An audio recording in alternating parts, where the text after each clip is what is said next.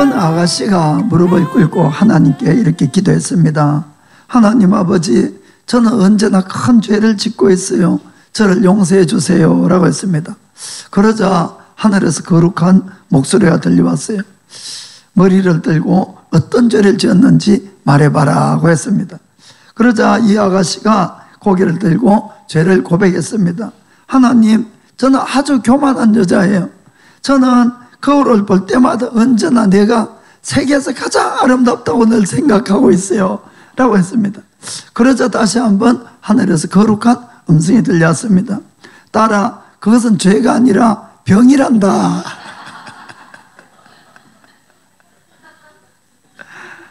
자, 우리 오늘 본문을 같이 읽어보겠습니다. 로마서 9장 1절부터 3절입니다. 자, 같이 읽읍시다. 내가 그리스도 안에서 참말을 하고 거짓말을 아니하노라.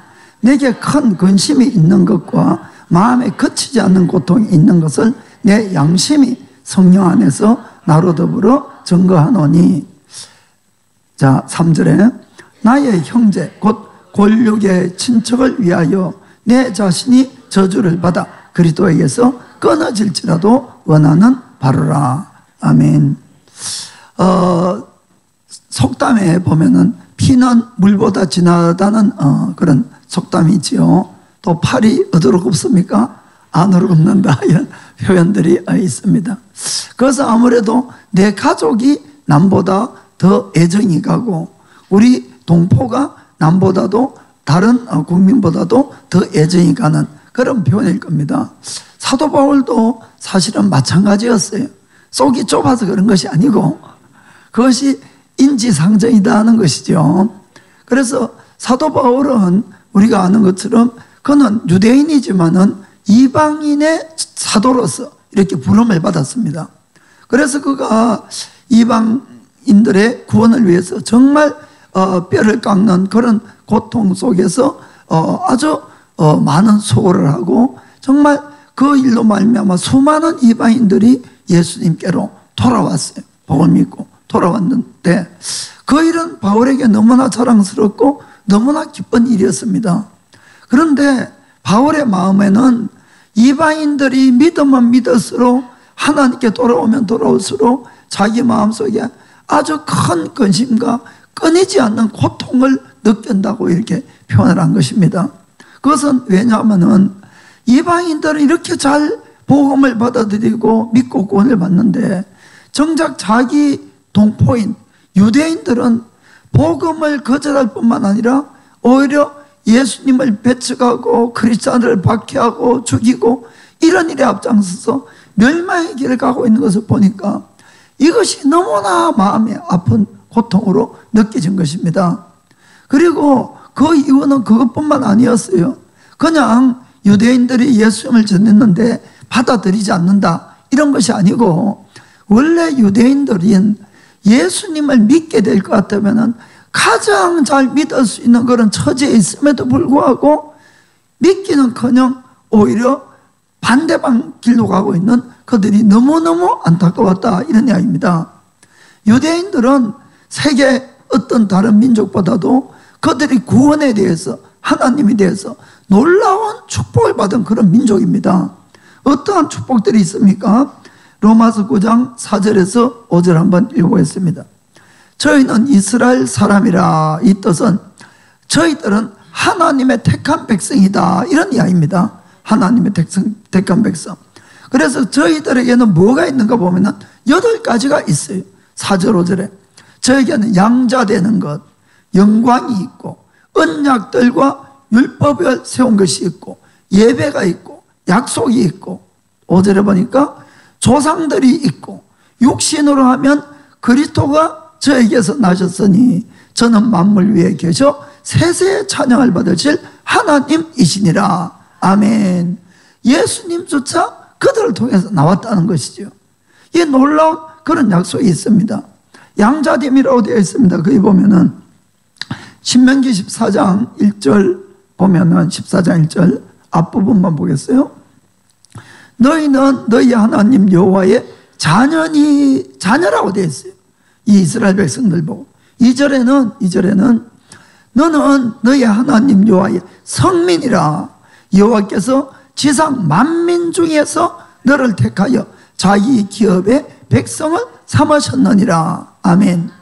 하나님이 지상 만민 중에서, 제가 어제 이 지구상에 민족이 얼마나 있는가 찾아보니까 UN 통계로 이 종족이 많이 좀 넘는다고 합니다.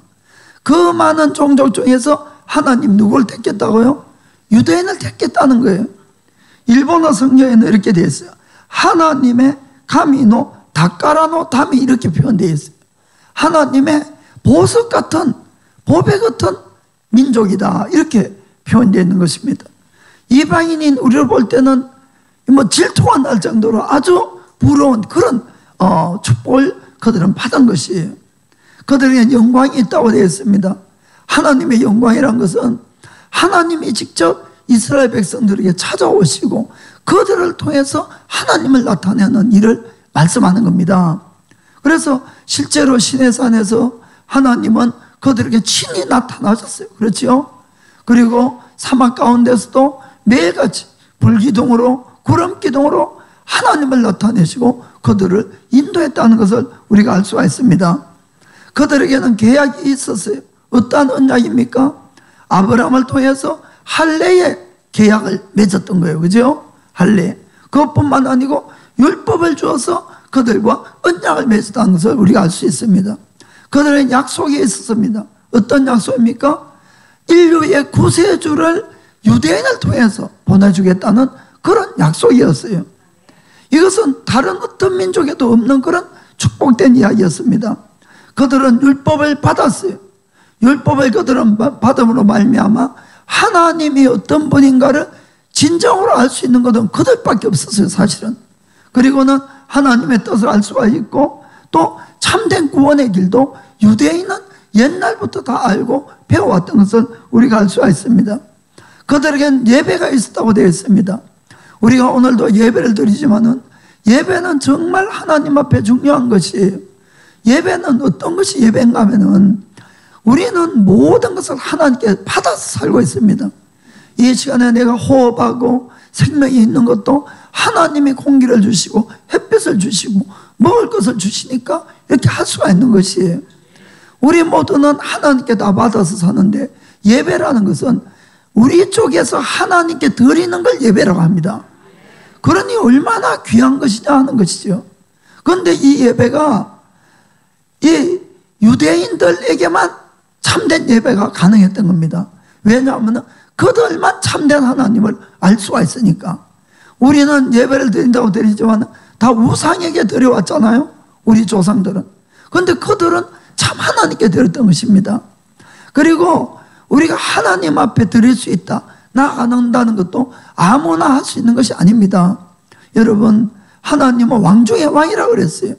그런데 우리가 일반적인 왕에게 나아갈 때도 아무나 갈 수 있습니까? 아닙니다. 아주 특별하게 허용된 사람만 왕 앞에 나갈 수가 있는 것이에요. 그러니까 하나님 앞에 나간다는 것은 얼마나 그들에게 큰 특권인지 모른다는 것이죠. 그들에게는 위대한 믿음의 조상들이 있었어요. 아브라함, 이삭, 야곱, 성경에 나오는 그 수많은 인물들 다 유대인 아닙니까? 다 유대인. 그래서 하나님이 그들의 믿음의 조상들을 너무너무 기뻐 받으셨다고 이렇게 되어 있습니다. 히브리서 11장 보면 믿음의 장이 있는데 한 절만 보겠어요. 16절을 보겠습니다. 자, 저희가는 누군가 하면 아브라함과 이삭과 야곱을 가리킵니다. 이제는 더 나은 본향을 사모하니 곧 하늘에 있는 것이라. 이 뜻은 그들은 믿음의 걸음을 걸어갔던 겁니다. 뭘 바라보고? 오직 하늘에 있는 본향을 바라보고. 그것이 우리 신앙생활입니다. 그렇죠? 그들도 돌아갈 고향들이 있었어요. 갈대아 우르라든지 하란이라든지. 그런데 그곳을 간 것이 아니라 그들은 하나님이 지시하면 지시하는 대로 갔어요. 그 땅을. 왜 그렇습니까? 하늘에 있는 더 좋은 본향을 사모했기 때문에, 그 믿음의 걸음을 잘 걸어갔기 때문에, 그러므로 하나님이 저희 하나님이라 일컬음을 받으시기를 부끄러워 아니하시고 저를 위하여 천국에 한 성을 예비하셨느니라. 아멘. 그래서 우리가 하나님을 부를 때 어떻게 부릅니까? 아브라함의 하나님, 이삭의 하나님, 야곱의 하나님, 이렇게 부르는 거예요. 그렇게 부를 때마다 하나님은 자랑스럽다는 것이에요. 아브라함이 자랑스럽고 이삭이 자랑스럽고 야곱이 자랑스럽다는 거예요. 왜냐하면 하나님을 신뢰하고 믿음의 길을 갔기 때문에. 아멘. 여러분의 이름으로 불린다 하나님을 하나님이 기뻐하기를 주의 이름으로 축복합니다. 네 이름으로는 부름받고 싶지 않아. 이름은 곤란하죠. 그래서 우리의 이름으로도 하나님이 자랑스럽게, 그래 너는 내 자녀고 나의 보석 같은 백성이라고 이렇게 우리가 칭함을 받아야 될 줄 믿습니다. 그 조상들이 바로 유대인들의 조상들이었다는 겁니다. 마지막으로 가장 중요하신 분은 역시 예수님이었어요. 아까 그 구세주인 예수님조차도 유대인의 혈통을 따라서 이 땅에 오셨다는 것입니다. 아멘. 그분은 세세의 영광을 받으신 하나님이라고 이렇게 분명히 성경에 기록되어 있어요. 왜 하나님은 유대인들을 이렇게까지 사랑하시고 특권을 주시고 그들을 택했느냐? 우리가 생각할 때는 부를 게 짝이 없는 그런 축복을 받았느냐? 그 이유는 예수님을 그들을 통해서 보내기 위해서 그랬던 겁니다. 그래서 특별히 택했어요. 우리 인류가 죄를 짓고 우리를 구원하기 위해서는 하나님께서는 구세주를 보내주셔야 되는데, 그 구세주는 우리가 인간이 죄를 지었을 때부터 그 이전부터도 하나님은 다 하셨겠죠. 이미 하나님의 아들을 보낼 거를 계획을 다 세워놓으신 것이에요. 그것을 유대인을 통해서 보내기를 하나님이 계획했기 때문에 그들을 특별히 택하시고 보호하시고 그들을 오늘날까지 인도해 왔다, 이런 이야기가 되어 있습니다. 아멘. 그렇기 때문에 우리가 지금까지 이렇게 본 것처럼 유대인이야말로 어느 민족보다도 예수님을 잘 알 수가 있고 구원받는 데 있어서는 누구보다도 큰 기득권을 가지고 있는 그런 백성이었어요. 그렇죠? 그렇기 때문에 예를 들어서 다른 이방인들이 전부 아무도 구원을 못 받는다 할지라도 유대인만큼은 구원을 받을 수 있는 기회와 은혜가 이미 주어졌다, 그런 뜻입니다. 그래서 구원에 대해서만큼은 유대인은 머리가 될지언정 꼬리가 될 일이 절대로 없는 거예요. 그러나 현실은 어떻습니까? 완전히 정반대의 일이 일어나 버린 것이에요. 하나님의 선택을 받은 하나님의 선민인 그들이, 그것을 자랑하는 그들이 하나님의 아들이 구세주로 왔을 때 그분을 십자가에 죽인 것이 유대인이었잖아요. 그것뿐만 아니라 이 복음을 거부하고 교회를 박해하고 믿음으로 주어지는 하나님의 의를 무시하고 부정하고 오직 자기 의를 주장으로 말미암아 그들은 꺾어져 버린 가지가 되어버렸다, 이런 이야기입니다. 그러니 그 사실을 생각하니까 바울의 이 마음이 얼마나 큰 고통과 끊임없는 이 아픔이 있는지 모른다, 이런 표현입니다. 이해가 되시죠? 그래서 바울의 그 심정은 절대로 거짓되게 가장해서 이야기한 것이 아니었습니다. 그래서 그가 아까 9장 1절에 그 앞부분에 내가 거짓말을 하고 내가 참말을 하고 거짓말을 아니하는 것은 내 양심이 성령 안에서 나로 더불어 증거한다고 이렇게 이야기한 겁니다. 어느 정도 그가 이 유대인들이 구원받는 것을 원했는가 하면은 그 다음에 3절에 보면은 3절에 나의 형제 곧 골육의 친척을 위하여 내 자신이 저주를 받아 그리스도에게서 끊어질지라도 원하는 바로라. 아멘. 내가 예수님께 저주를 받아 떨어져서 지옥을 갈지라도 내 백성만 구원된다면 내가 바랄 것이 없다는 그런 심정이었다는 겁니다. 사실 이 고백을 바울이 한다는 것은 너무너무 놀라운 사실입니다. 왜 그런가 하면은 바울을 평생 박해하고 힘들게 한 사람 누굽니까? 유대인들이기 때문에. 유대인들이 어떻게 이럴 수가 있느냐 하는 것이에요. 사실은 아니 바울이 전하는 복음을 그들이 받아주고 동조해 주는 것도 아니고 가는 곳마다 바울을 이 채찍질한 것도 유대인이고 정말 바울을 돌로 쳐서 죽이려고 한 것도 이방인이 아니라 유대인들이었고 바울을 고소해서 옥에 가둔 것도 유대인들이었고 바울을 죽이기 직전까지는 먹지 않겠다고 맹세한 자들도 유대인이었고 뭐 전부 유대인이 바울을 박해왔던 것입니다. 그럼에도 불구하고 성경을 우리가 읽어보면은 바울이 유대인을 미워했다는 그런 구절이 없는 거예요. 정말 그들을 사랑해서 그들을 구원받기를 정말 노력한 겁니다. 인간적인 측면에서 보면은 이것은 동포가 아니라 원수예요. 원수. 그렇지 않습니까? 그렇게 평생을 고생을 시켰으니까. 그런데도 바울은 그렇지 않았던 겁니다.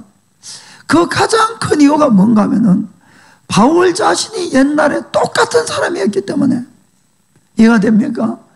그가 참 하나님의 뜻을 모르고 참 하나님이 어떻게 우리를 구원하신 걸 깨닫지 못했을 때 바울도 마찬가지로 예수 믿는 사람을 핍박하고 죽이는 걸 찬성하고 옥에 가두는 일에 누구보다도 열심을 낸 사람이 바울이었잖아요. 그러니까 지금 저들이 믿지 않고 내가 전하는 이 예수를 핍박하고 정말 나를 배척할지라도 몰라서 그런 거죠. 몰라서.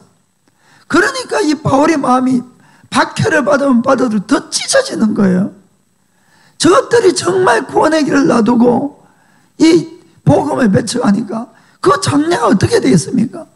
그래서 자기가 당하는 고통이 아니라 자기의 그 백성의 장래를 생각할 때 그의 마음은 찢어질 것이 아팠다는 것입니다.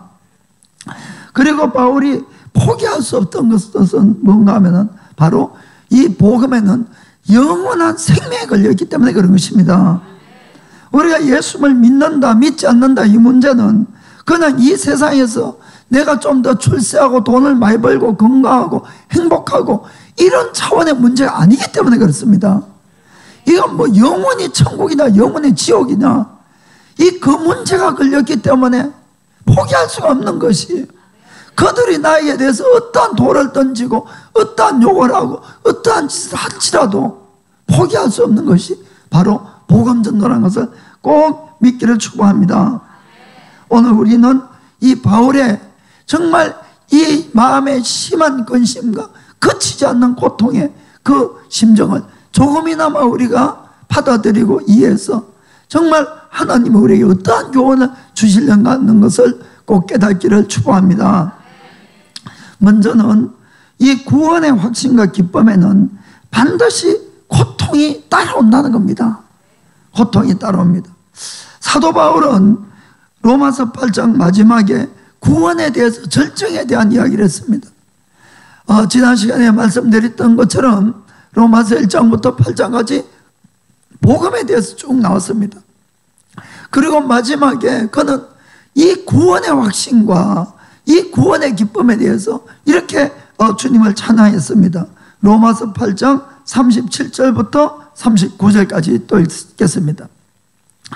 그러나 이 모든 일에 우리를 사랑하시는 이로 말미암아 우리가 넉넉히 이기느니라. 내가 확신하노니 사망이나 생명이나 천사들이나 권세자들이나 현재일이나 장래일이나 능력이나 높음이나 기쁨이나 다른 아무 피조물이라도 우리를 우리 주 그리스도 예수 안에 있는 하나님의 사랑에서 끊을 수 없으리라. 아멘. 구원받은 나에게 어떠한 장애물이 있다 할지라도 절대로 하나님의 구원에서 난 떨어지지 않는다는 겁니다. 그리스도 안에 있는 하나님의 사랑이 끊어질 수 없다는 거예요.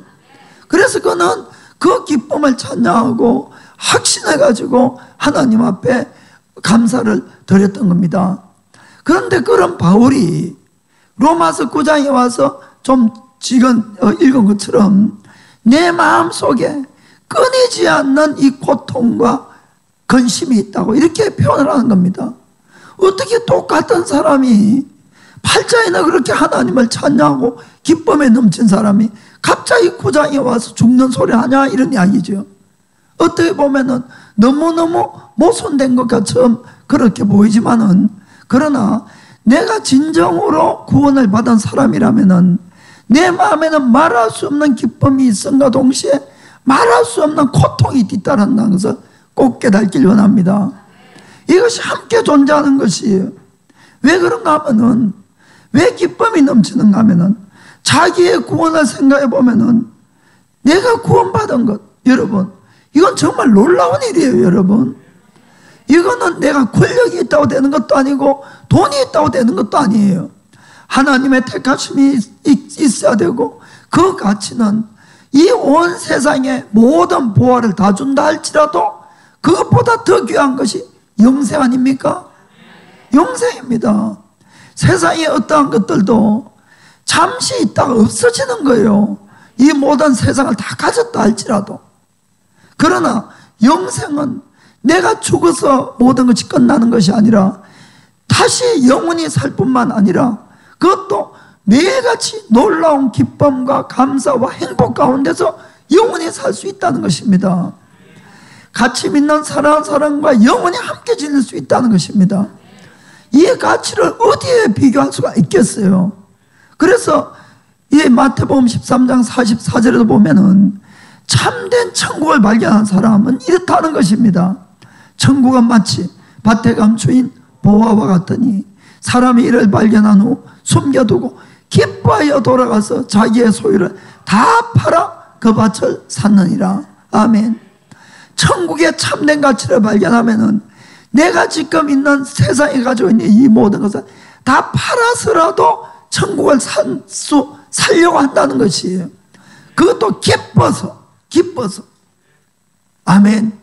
왜냐하면 천국만큼은 어떠한 이 세상의 것으로도 살 수 없는 것이기 때문에 그런 것입니다.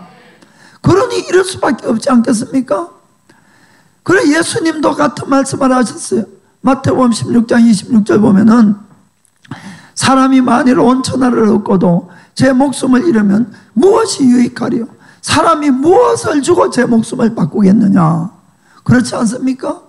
그렇기 때문에 내가 진정 구원받은 사람이라면 내 속에 이런 기쁨이 없다는 것은 이거는 내가 천국의 가치를 아직 제대로 못 깨달았든지 아니면 구원받지 못해서 그런 거예요. 정말 구원받게 되면은 이 기쁨이 넘칩니다. 정말 넘쳐요. 매일 굶고 살아도 기뻐요. 사실은 매일 없어도 기쁘고 정말 기쁩니다.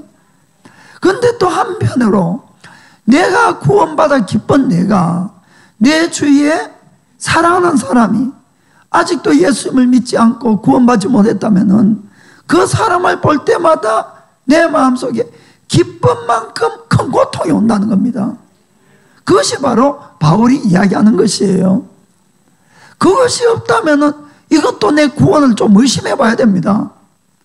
왜냐하면은 내가 정말 천국이 믿어진다는 것은 그 믿지 않는 사람은 또 똑같이 죽은 다음에 없어지는 것이 아니라 다시 살게 되고 문제는 영원히 지옥에 가서 영원히 산다는 겁니다. 그걸 생각하면 마음이 안 찢어질 수가 없잖아요. 그래서 그 고통이 이 기쁨만큼 고통이 오네. 기쁨만큼. 바울은 그것을 우리에게 말씀하고 있는 것입니다. 그래서 우리가 차라리 사람이 죽고 나서 아예 그럴 바에야 아무것도 없는 것처럼 없어지면 좋겠는데 그것이 아니니까 정말 고통이 오는 겁니다. 아멘. 사랑하는 성도 여러분, 지난주에도 말씀했지만은 하나님이 우리 인간을 각각 이렇게 만드시고 재능도 생각도 다 성격도 다르게 이렇게 하셨지만은 그건 자유의지를 줬기 때문에 그래요. 그런데 하나님이 우리를 모든 사람을 인도하는 것은 딱 세 가지가 있습니다. 첫째는 구원받지 않은 사람들은 어떻게 해서라도 구원을 얻도록 하는 방향으로 인도해 가는 겁니다. 그리고 인생이 내 마음대로 안 되잖아요. 다 내 마음대로 안 되게끔 되어 있어요. 왜냐하면 내 마음대로 안 돼야 하나님을 찾지요. 그래서 하나님이 이 사람에게는 이 모양으로, 저 사람은 저 모양으로 똑같지도 않아요. 코너로 점점 몰아가지고는 어쨌든 하나님을 한 분이라도 생각하고 하나님을 찾게끔 만들어가는 겁니다. 그것이 인생이에요. 그래서 우리가 나이가 점점 들어가면서 저는 참 그런 생각을 많이 합니다. 참 하나님이 우리를 신기하게 만들었어요. 자관 나이가 들면 들수록 더 내가 내 마음대로 안 되는 것이 많아지거든요. 뭐 얼굴도 볼품없어지고 뭐 점점 그런 거예요, 다들. 그리고 몸도 내 마음대로 점점 안 움직이고. 그건 제가 처음에 눈이 점점 어두워졌을 때는 50 딱 넘어가니까 그땐 처음에는 조금 반항기가 생기더라고요. 내가 왜 이래? 지금까지 잘 보였는데. 제가 좀 그런 마음이 들었어요. 그 막 기도했지요. 하나님, 모세는 120살까지도 눈이 밝았다는데 저는 모세 반쯤만 해달라고 뭐 그렇게 이제 기도를 했었어요. 그런데 그러고 나면서 눈뿐만 아니라 딴 것도 점점 쇠퇴가는 거예요. 그러면 제가 깨달은 게 있어요. 뭔가 하면은 하나님이 참 겸손하게 만드시는구나. 우리를 낮춰가시는 거예요. 내가 낮아져야지 하나님을 찾는 겁니다. 낮아져야지 하나님의 은혜가 넘치는 거예요.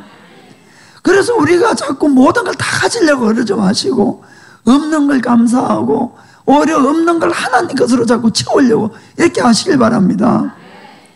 그래서 제가 나이가 들면서 요즘은 안 되는 게 생길 때마다 하나님 감사합니다로 제가 바꿨어요. 옛날에는 은근히 불평하고 원망했는데 바꿨어요. 정말입니다. 이거는 바울은 아니지만 제 양심이 고백합니다. 정말 왜냐하면 사람이 겸손한 것이 나에게 가장 유익이 됩니다, 여러분. 그래서 하나님 나를 점점 더 겸손하게 하시니까 감사하다고. 내 마음대로 안 돼야 겸손하지. 그래서 하나님은 이 모양 저 모양으로 우리를 구원으로 인도하는 거예요. 구원으로 인도한다는 것은 하나님을 인정하고 하나님을 받아들여야 되지 않습니까? 그 마지막에 우리가 늙고 추하고 죽음 앞에 우리가 어떻게 됩니까? 내가 죽음 앞에 돈이 많은들 권력이 있는들 뭐 그것이 어떤 도움이 되겠습니까? 그래서 하나님은 어떤 면에서 모든 사람이 하나님을 찾고 구원을 받게끔 만들어 놓은 거예요. 그게 마지막 수단이 죽음이에요, 사실은. 그 앞에서도 무릎을 안 꿇으면 뭐 할 수 없죠, 뭐 그때는. 그런데 하나님은 그렇게 해서 구원으로 인도를 합니다. 그런데 구원을 받고 나면은 그걸로 끝나는 것이 아니에요. 저는 옛날에 그걸로 끝나는 줄 알았어요. 그냥 예수님을 잘 모르고 뭐 교회에서도 별로 그런 데 대해서 말씀을 안 해가지고. 그런데 그것이 아니라 그때는 딱 두 가지밖에 없어요. 또 하나는 우리를 예수님을 더욱 닮아가는 방향으로 인도합니다. 어떻게 해서라도. 그래서 예수 믿고 나니까 더 안 되네. 더 잘 될 줄 알았더니만은. 그 이유가 뭐냐면은 예수님을 더 닮게 만드는 길로 우리를 낮춰가는 것이에요. 왜 안 됩니까? 우리가 예수님 믿고도 기도 제목이 돈 많이 벌고 건강하고 내 행복 찾고 내 성공 찾고 이러면 종치는 거예요, 여러분. 그거는 잘못 믿는 겁니다. 그러니까 안 되는 거예요, 한마디로 이야기하면. 그러니까 그것이 아니라 내 욕심 내려놔야 됩니다. 점점 나를 부인하는 삶이 예수님을 닮아가는 삶이에요. 그래서 하나님을 더 사랑하고 이웃을 더 사랑하고 내 가족을 나보다 더 사랑하고 이렇게 해서 나를 위한 삶이 아니고 예수님처럼 남을 위한 삶, 하나님을 위한 삶으로 바꿔가는 거예요, 우리를. 이것이 하나님 인도하시는 겁니다. 또 한 가지가 있어요. 그것이 뭔가 아마 복음 전도예요. 우리도 누군가가 나에게 자꾸만 복음을 전해서 내가 믿은 겁니다. 내가 하늘에서 떨어져서 그냥 벼락 맞아가지고 계시가 와가지고 예수 믿은 게 아니잖아요. 누군가가 복음을 전해서 그것이 부모님이 될 수도 있지만은 어쨌든 내가 믿은 거예요. 하나님은 또 나를 통해서 누군가에게 복음을 전하기를 원하는 겁니다. 그거는 그 사람이 아니면 절대로 전할 수 없는 사람이 있어요. 누군가에게도. 자기 가족이든 친척이든 친구든. 그래서 그 사람에 대한 복음을 전할 의무가 나에게 있다는 것을 꼭 깨닫기를 원합니다. 그래서 하나님이 원하는 건 뭡니까? 모든 사람이 복음을 듣고 구원받는 거예요. 그것이 하나님이 가장 기뻐하는 것이고 그 일 때문에 예수님이 오신 것입니다. 그래서 우리가 하나님 앞에 믿는 우리가 주님 앞에 다 설 거예요. 그때 반드시 두 가지 물어볼 겁니다. 하나는 우리가 얼마나 예수님을 닮아서 사랑을 실천했는가 하는 것고, 또 하나는 나를 통해서 꼭 복음을 전해야 될 사람에게 복음을 전했는가 하는 것이, 많이 전하고 적게 전하고 그 뜻이 아닙니다, 여러분. 그것이 아니라 하나님은 나를 통해서 복음을 전해야 될 사람들이 있다는 겁니다. 그 사람들에게 우리가 해야 할 일을 했느냐를 묻는 것입니다. 우리가 한번 복음 전도에 대해서 다시 한번 잘 생각해 보시길 바랍니다. 왜 한 예수님께서 제자들을 불렀습니까? 마태복음 4장 19절 읽겠어요. 말씀하시되 나를 따라오너라. 내가 너희로 사람을 낚는 어부가 되게 하리라 하시니, 사람을 낚는 어부 삼기 위해서 그런 것입니다. 사람 낚는 어부. 왜 예수님이 제자들을 선택하시고 부르고 임명했습니까? 요한복음 15장 16절 보니까 이렇게 되어 있어요. 너희가 나를 택한 것이 아니요 내가 너희를 택하여 세웠나니 이는 너희로 가서 과실을 맺게 하고 또 너희 과실이 항상 있게 하여 내 이름으로 아버지께 무엇을 구하든지 다 받게 하려 함이니라. 아멘. 주님이 우리를 택해서 세운 목적이 있어요. 너희로 가서 과실을 맺게 하고 그 과실이 항상 있게 하기 위함이다 하는 겁니다. 가서 열매를 맺는다는 뜻은 뭡니까? 이건 복음 전도예요. 열매는 크게 두 가지가 있는데 여기서 말씀하는 건 복음 전도로 우리가 영혼의 열매를 맺는 걸 이야기하는 겁니다. 그럴 때는 무엇이라도 기도하라는 거예요. 다 들어준다는 겁니다. 그래서 하나님의 뜻에 맞는 기도를 하시면 다 받을 수가 있는 것이에요, 여러분. 내 욕심이 아니라. 이해가 되십니까? 그래서 우리가 복음 전도의 열매와 또 하나는 우리의 인격의 성품의 열매가 있죠. 성령의 열매입니다. 우리가 그래서 그 두 가지를 반드시 잘 맺어야 되고 그 두 가지를 주님이 열매를 요구한다는 것도 깨닫기를 원합니다. 예수님은 왜 그 말도 안 듣는 제자들을 3년 반이나 고생하시면서 제자 훈련 시켰습니까? 그것도 마가복음 16장 15절 보면은 마지막에 이렇게 명령합니다.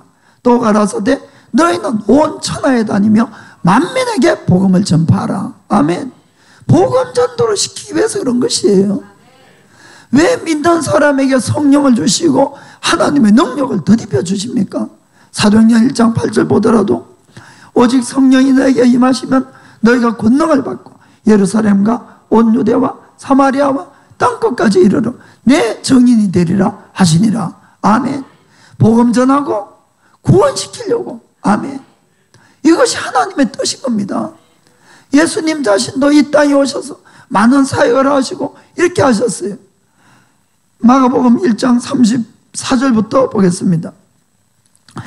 예수께서 각색 병든 많은 사람을 고치시며 많은 귀신을 내어 쫓으시되 귀신이 자기를 알므로 그 말하는 것을 허락지 아니하시니라. 이렇게 밤늦게까지 보면은 밤에 한 일이 밤늦게까지 사역하시고 그 다음날 새벽에 보면은 35절에 새벽 오히려 미명에 예수께서 일어나 나가 한적한 곳으로 가서 거기서 기도하시더니. 아멘. 어느 분이 그러더라고요. 새벽 기도를 누가 만들어가지고 새벽 기도만 없으면 좀 살만하겠는데 예수님이 만드셨어요. 예수님. 새벽 오히려 미명에 밝기 전에 그 뜻입니다. 밝기 전에 나가서 기도하시고 그날 하루에 하신 일을 위해서 기도하시고. 그런데 그때 이제 기도하고 있는데 베드로를 비롯해서 제자들이 찾으러 왔어요. 그땐 잠만 잤는 모양이죠. 36절에 시몬과 및 그와 함께 있는 자들이 예수의 뒤를 따라가 37절 만나서 가로되, 같이 간 것이 아니에요. 그죠? 그건 나중에 갔어요. 만나서 가로되 모든 사람이 주를 찾나이다, 이렇게 이야기했어요. 아우, 예수님 여기 계셨어요. 왜 이곳에 아침부터 혼자 오셔가지고 사람들이 주님 찾고 있어요. 왜 찾았겠습니까? 그 전날 밤에 수많은 사람이 병 낫고 고침받고 기적을 보니까 주여 이곳에 우리와 함께 계십시다, 그 뜻이에요. 우리와 함께 계시자고. 그러자 주님은 38절 뭐라고 말씀합니까? 이르시되 우리가 다른 가까운 마을들로 가자. 거기서도 전도하리니 내가 이를 위하여 왔노라 하시고. 아멘. 복음 전도인 겁니다. 복음을 전해야만이 구원을 받는 것이에요. 들어야만이 믿을 수가 있지요. 그렇지 않겠습니까? 그래서 하나님의 소원은 모든 사람이 구원을 받는 건데 그 일을 우리를 통해서 하시는 거예요. 우리를 통해서 나와 가장 가까이 있는 사람들에게 복음을 전하게 해서 그분들도 구원을 시키려는 것이 하나님의 뜻인 것입니다. 그래서 그 과정 가운데 우리는 있는 겁니다. 그래서 참 다행한 것은 이곳에 계신 분들이 지금 먼저 복음을 듣고 먼저 믿고 있는 거예요. 구원받은 거예요. 얼마나 감격스럽고 얼마나 기뻐할 일입니까? 그런데 만약에 우리가 나 자신의 구원만을 기뻐하고 그냥 춤추고 실질적인 복음 전도를 위해서 아무것도 안 하고 있다면 이거는 아주 큰 잘못을 저지르고 있는 것이다, 이런 것을 우리가 아셔야 됩니다. 제가 말씀드렸듯이 우리가 사람을 많이 전하고 안 전하고 그 뜻이 아니고 내가 아니면은 복음을 듣지 못할 사람이 내 주위에 분명히 있다는 겁니다. 일본에 제 친척들이 많이 계세요. 그분들도 마찬가지. 제가 그분들에 대한 복음의 책임이 있는 겁니다. 제가 안 전하면 그분들 들을 길이 없으니까. 그래서 주님은 그 일을 우리가 하기를 원하는 것이, 그 일을 못할 때는 우리가 마음을 아파하면서 그분들을 위해서 기도하고 그분들의 마음의 문을 열고 받아들이게끔 해가야 된다는 겁니다. 에스겔서 3장 17절에서 19절 보겠습니다. 인자야, 내가 너를 이스라엘 족속의 파수꾼으로 세웠으니 너를 내 입에 말을 듣고 나를 대신하여 그들을 깨우치라. 하나님을 대신해서 깨우치라는 거예요. 우리 보고 사람들에게. 18절에 가령 내가 악인에게 말하기를 너는 꼭 죽으리라 할 때에 너가 깨우치지 아니하거나 말로 악인에게 일러서 그 악한 길을 떠나 생명을 구원케 하지 아니하면은 그 악인은 그 죄악 중에서 죽으려니와 내가 그 핏값을 너의 손에서 찾을 것이고. 19절에 내가 악인을 깨우치되 그가 그 악한 마음과 악한 행위에서 돌이키지 아니하면 그는 그 죄악 중에서 죽으려니와 너는 너의 생명을 보존하리라. 아멘.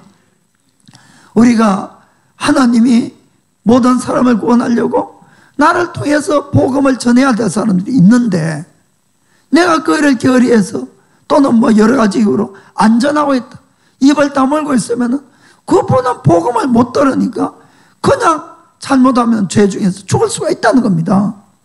그렇게 되면 그는 죽겠지만은 그 사람의 핏값에 대해서는 누구에게 찾는다?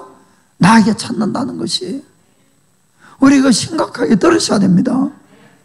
그날 가서 우리가 후회한들 이거는 뭐 안 되는 거예요. 그래서 우리가 정말 기도 중에 정말 주님이 부담금을 주고 내가 아니면 그 사람 복음을 못 듣겠다 생각하면 전해야 되는 겁니다. 전해야 되는 것이. 그래서 로마서에는 이렇게 약속하고 있습니다. 10장 13절 보겠습니다. 로마서 누구든지 주의 이름을 부르는 자는 구원을 얻으리라. 아멘. 얼마나 반가운 소식입니까? 주의 이름을 부르는 자는 다 구원을 얻으리라. 아멘. 그런데 그 주의 이름을 알아야 부르지요. 무슨 말인가 아시겠습니까? 모르는 주를 어떻게 부를 수가 있겠습니까? 하나님은 이 뜻은 우리의 구원을 행위가 아니라 믿음으로 이루어진다는 그 뜻이에요. 그래 누구라도 복음을 듣고 마음으로 회개하고 예수를 마음으로 믿어 구원 받는 거예요. 여러분, 받는 거예요. 그래서 14절 15절 읽겠습니다. 그런즉 저희가 믿지 아니하는 일을 어찌 부르리요? 듣지도 못한 일을 어찌 믿으리요? 전파하는 자가 없이 어찌 들으리요. 15절 앞부분만 보내심을 받지 아니하셨으면 어찌 전파하리요. 아멘. 이 말씀은 거꾸로 읽어가는 게 이해하기가 쉽습니다. 즉 이렇습니다. 보내심을 받지 아니하였으면 어찌 전파하리요. 14절 제일 밑에 전파하는 자가 없으면 어떻게 들을 수가 있느냐. 가운데 듣지 못한 이를 어찌 믿으리요. 믿지 아니한 사람 어떻게 부르리요. 아멘. 이해가 되십니까? 결국 이 뜻은 뭡니까? 전파하는 사람이 없으면 듣고 못 부르고 못 믿는다는 겁니다. 그래서 15절 후반부에 보니까 기록된 바 아름답도다 좋은 소식을 전하는 자들의 발이여 함과 같으니라. 아멘. 사랑하는 성도 여러분, 정말 여러분들이 꼭 좋은 소식을 전하는 아름다운 발이 다 되시기를 주의 이름으로 축복합니다. 두 번째는 이 복음 전도는 나의 가족과 나의 가까운 이웃, 나의 동포부터 이렇게 시작해 가는 것이 맞다는 것입니다. 그래서 아까 성령이 너에게 임하면은 뭐라고 되어 있어요? 예루살렘과 먼저 내 주위에 있는 예루살렘, 그 다음 온 유대와 그 다음 사마리아와 땅끝까지 이렇게 되어 있는 것입니다. 아멘. 그래서 바울은 이방인 전도의 사도로 그가 큰 사명을 받고 그 일에 아주 충실하게 정말 있는 힘을 다해서 했습니다. 그러나 바울이 전도하는 모습을 보면은 항상 어느 곳을 가더라도 어디부터 먼저 들립니까? 유대인의 회당에 먼저 들어가죠. 항상 유대인의 회당에 먼저 들어가서 복음을 전해요. 자기 동포에게. 그런데 받아들입니까? 대부분이 안 받아들일 정도가 아니라 박해하거나 돌로 치거나 죽이려고 하는 거예요. 그럼에도 불구하고 또 그 다음 지역에 가면 또 그렇게 하는 것이 또 그렇게. 우리가 뭐 사도행전 읽어보면 너무나 잘 알 수가 있습니다. 항상 그렇게 했어요. 그리고 나서 그는 이 이방인들에게 복음을 계속 전해왔던 겁니다. 그건 바울이 사람이 속이 좁아서 그런 것이 아니에요, 여러분. 당연하다는 겁니다. 당연하다는 것이. 이 바울의 마음에는 이방인 전도를 해가면서도 늘 자기 가족이나 동포에 대한 이 마음이 이 끊어지지 않는 고통으로 남아있어서 그랬던 겁니다. 이렇게 이야기한 사람이 있을 줄 몰라요. 나는 내 가족 안 돌본다고. 내 동포 뭐 다 나는 주의 사랑으로 내가 남을 더 사랑하고 다른 민족을 더 사랑하고 내 목숨을 바칠 정도로 사랑하고. 저는 그거 거짓말이라 생각하거든요. 내 가족도 사랑하지 못하면서 남을 목숨 바칠 정도로 못 사랑합니다, 여러분. 절대로 인간인에서 안 되는 거예요, 그게. 내 동포부터 내 가족부터 사랑해가는 것이 자연스러운 거예요. 자연스러운. 그건 나쁜 것이고 잘못된 것이 아닙니다. 내 가정을 사랑하는 사람이 남도 사랑하는 것이에요. 그래서 성경에도 너의 몸을 사랑하는 것처럼 남을 사랑하라 하지. 네 몸은 돌보지 말고 남만 사랑하라. 그것이 아니에요, 여러분. 나도 사랑하지 않는데 남을 어떻게 사랑합니까? 나를 사랑할 줄 알아야지 남도 사랑할 수 있는 겁니다. 그래서 우리는 다른 건 몰라도 나의 가족과 정말 나와 가까이 있는 사람들의 구원을 놓고 오래야 됩니다, 여러분. 정말 마음을 찢어야 되는 거예요. 그래서 나의 이 아픈 마음이 하나님께 상달되도록 만들어 가셔야 됩니다.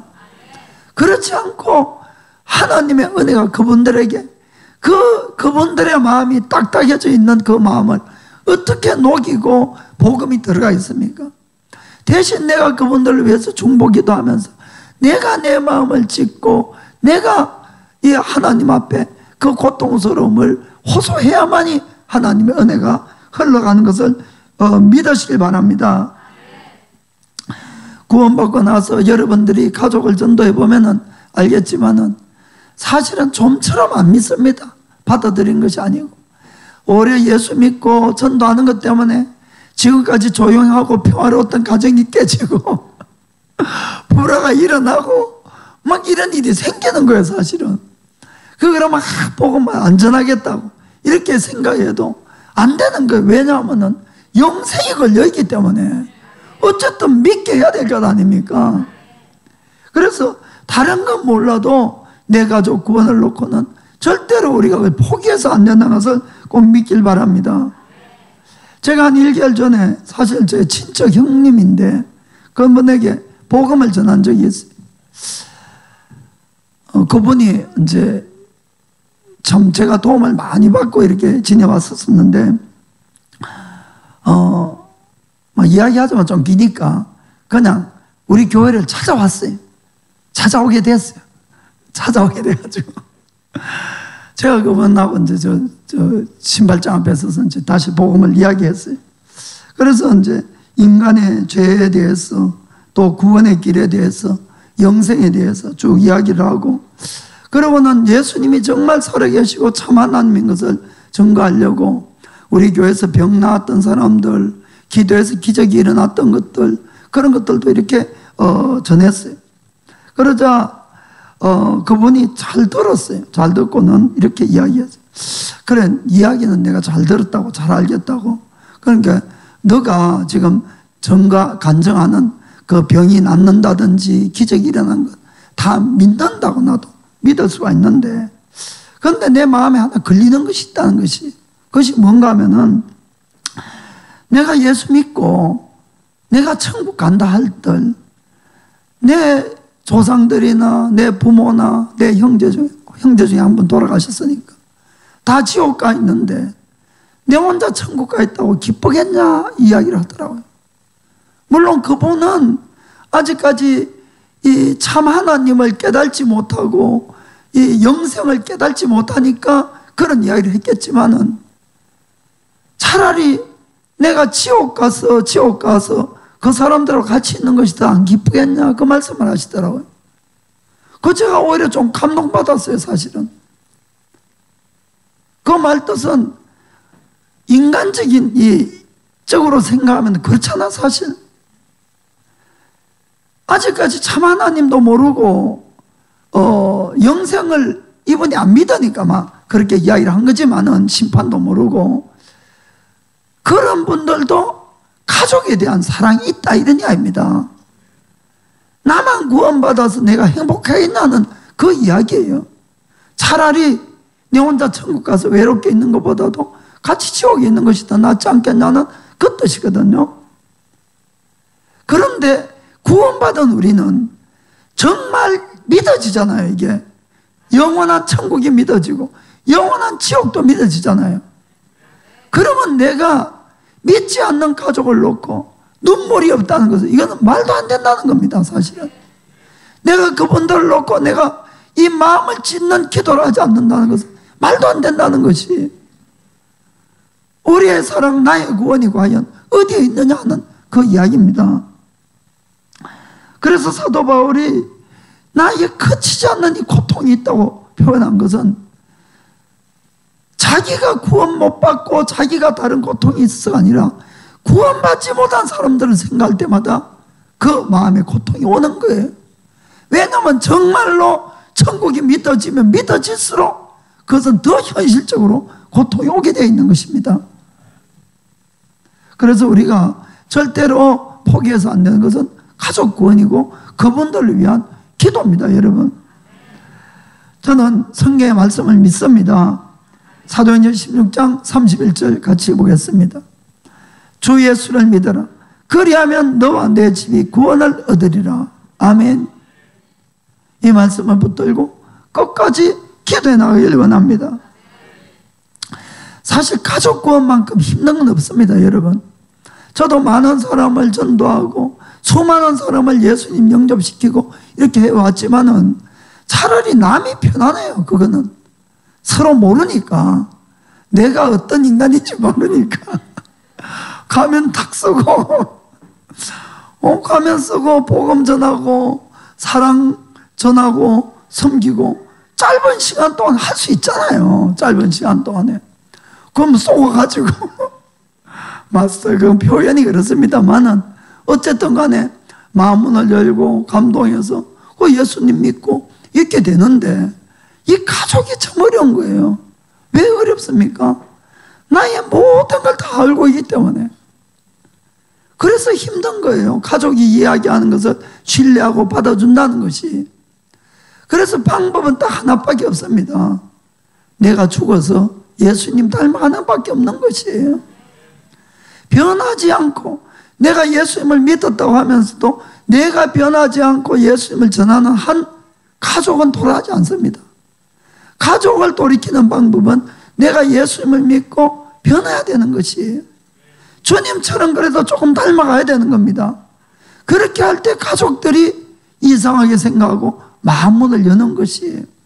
여기에 분명히 뭐가 있어. 저 사람이 어떻게 변할 수가 있어. 이렇게 된다는 것이죠. 전 제가 정말 구원받고 너무나 기뻤어요. 제 인생과 정말 180도 다 완전히 바뀌었습니다. 그래서 이제 열심히 이제 가족을 제가 이제 복음을 전했는데 아무도 안 믿는 거예요. 아무도. 그래서 제가 막 안절부절 하다가 여기에 분명히 영생이 있는데 내가 체험을 했는데 그래서 왜 안 믿느냐고 막 화를 내기 시작했는데 결국 복음 전하다가 싸움으로 끝나버렸어요.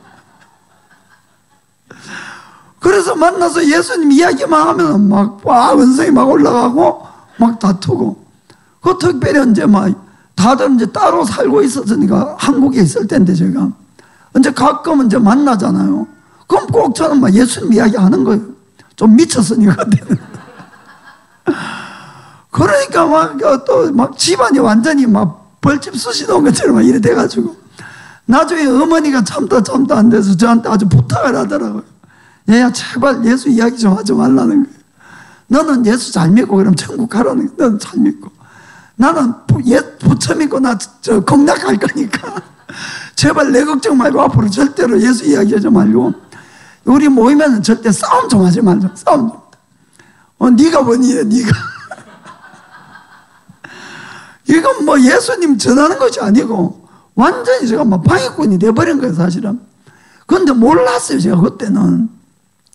그래서 한 예수 믿고 1년 있다가 분탕지기다가 1년 후에 이제 일본에 제가 사업 때문에 왔거든요. 그건 이제 와 있으니까 또 1년에 한 번 정도 나가잖아요 그때는. 나가서 만나면 가족 오랜만에 만나니까 1년 만에 만나니까 반갑죠. 잠시 잠깐이고 또 예수 이야기. 그럼 결국 한 일주일 정도 있다 오는데 싸우다가 서로 얼굴 붉히다가 결국 씁쓸한 마음 가지고 돌아올 때는 저도 속으로 두 번 다시 이야기 안 해야지 해놓고 또 1년 있다 가면 또 이야기하고 이게 매년 반복돼서 매년 그러다가 이제 저도 성경도 읽고 말씀도 듣고 하다가 이래가지고 복음 전해지는 건 아니라는 거죠. 그때서 교육 깨닫게 된 거예요 사실은. 그것이 아니라 내가 죽어야 되는구나. 그때부터는 이제 복음을 전하기보다는 선물을 많이 사갔죠. 그때부터는. 그러니까 막 좋아는 하는데 예수 믿을 생각은 조금도 안 하는 거예요. 그러면 속에는 막 불이 타는데 그러다가 이제 우리가 부름을 받았어요. 그런데 믿음도 없는 제가 그 부름을 따라갈 수가 없으니까 2년 동안 제가 막 고민하다가 결국 제가 이제 예수님을 이제 받아들였죠. 예수님을 받아들인 게 아니라 하나님의 이제 부르심에 이제 아멘하고 이제 주의 종의 길 가겠다고. 그러니까 갑자기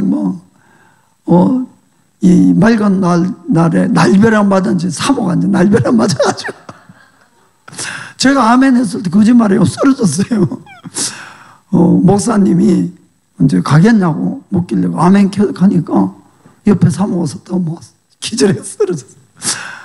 근데 이제 그래도 참 감사한 거는 그래도 이제 순종하고 따라와 줬어요. 얼마나 속으로 갈등하고 힘이 들었는지. 그런 2년 동안 고민하다가 결국 롯의 아내가 안 되려고 본인이 이제 마음의 결정을 하고 사모가 내 마음을 이제 정리하기 위해서 한국에 있는 집을 정리해야 돼요 사실은.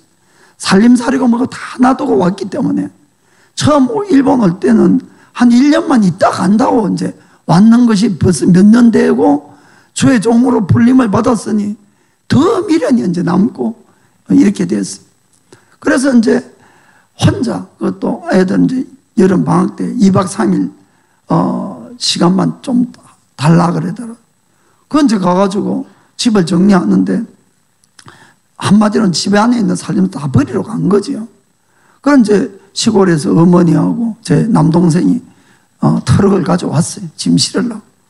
그 와서는 어머니는 짐 정리하는 것이 아니고 방바닥에 앉아서 그냥 두드리면서 며느리 원망하고 욕하면서 좀 며느리가 들어가 우리 집은 망했다고. 그 며느리 덕분에 다 구원받는데. 막 우는데 뭐 얼마나 막 가슴이 찢어졌어요. 막 시동생도 그냥 그렇게 좋아하는 형수한테 대해서 막 얼굴도 막 안 맞추고 막 그냥 미워서 막 이러고. 그 크게 오해를 한 거예요. 저희들이 일본 가서 살기가 편하니까 그냥 안 나오고 그냥 주저앉아서 장남인데 어머니도 안 모시고 뭐 이런 식으로 생각을 하니까 참 그래서 갔다 와서 그 이야기를 듣는데 막 억장이 무너지는 거예요. 저도. 그래서 막 둘이 얼마나 그 좁은 기도원이 아니라 교회에서 울었는지 그때는 아직까지 이제 제가 전도사였습니다. 그래서 정말 몇 날 며칠을 울었어요. 그런데 이제 결론만 말씀드릴게요.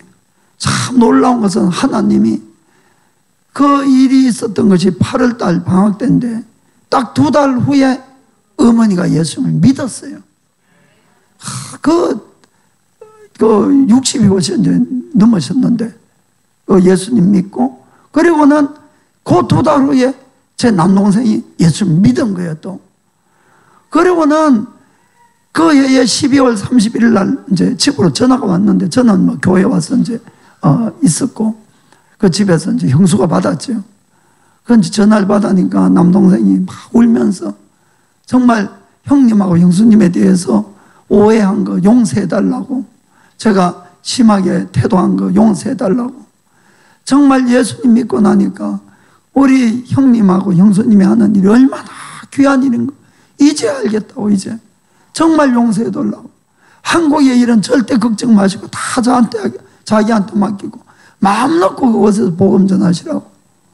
할렐루야. 정말 하나님이 일하시니까 그렇더라고요. 그런데 사실 그것이 1, 2년에 된 것이 아니고 제가 예수님 믿고 거의 매일같이 부모님하고 형제들 위해서 기도 안 한 날이 거의 없을 정도예요. 8년 2개월 걸렸어요. 어머니 믿을 때까지. 그러니까 여러분, 우리가 가족을 믿게 하는 것만큼 어려운 일이 없습니다. 그런데 그 가족을 믿게 하기 위해서 나를 깨뜨리고 하나님이 주님을 닮게 만들어가는 거예요. 실질적으로. 절대로 포기하시면 안 됩니다. 정말 말씀을 믿고 정말 주 예수를 믿어라. 그럼 너와 내 집이 구원을 얻으리라. 그 말씀을 붙들고 끝까지 기도하시면 돼요. 그리고 내가 그분들 앞에서는 진짜 나를 완전히 죽이고 주님 말씀대로 섬겨가세요. 그럴 때에 정말 놀라운 기적이 일어날 줄 믿습니다. 꼭 우리 가족 모두 천국에서 다 영원히 살게 되기를 주의 이름으로 축복합니다. 기도하겠습니다.